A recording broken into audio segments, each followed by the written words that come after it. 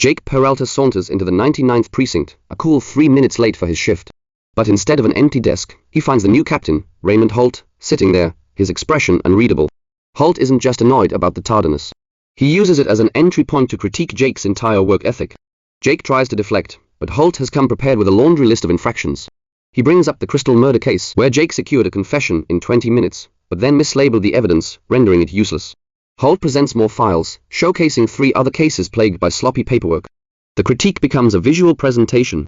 Holt pulls out 2 pictures. One is of Jake's locker, a chaotic mess. The other is a garbage dump in the Philippines. He asks Jake if he can tell the difference. They're both your locker. Gosh. Holt is not amused. He points out that Jake's files are disorganized, and his workspace is a disaster, quipping that more mice live in Jake's desk than any other detectives. Jake argues that rules and paperwork don't matter because his arrest record is the best in the precinct. But Holt is unimpressed. The tension carries into the morning briefing. Detective Santiago gives an update on a drug bust, while Detective Boyle reports on a bizarre case. Someone is painting male anatomy on squad cars. Jake can't resist making jokes, but the case suddenly becomes his problem. As a lesson in discipline, Holt announces he will personally backslash. To add to Jake's humiliation, they have to use Sergeant Derry's minivan as their undercover vehicle. Meanwhile, a different kind of investigation is happening back at the precinct. Gina, the civilian administrator, introduces her friend Carlene, a self-proclaimed psychic. She offers to help Rosa and Santiago find their missing drugs. The drugs are in a location.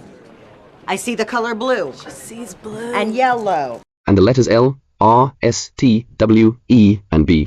She then turns to a skeptical Charles Boyle and delivers a more personal, crushing prediction. The woman he loves, a colleague with black hair, does not and will never love him back. Charles is visibly heartbroken as he glances toward Rosa. Out on the stakeout, the philosophical divide between Jake and Holt deepens.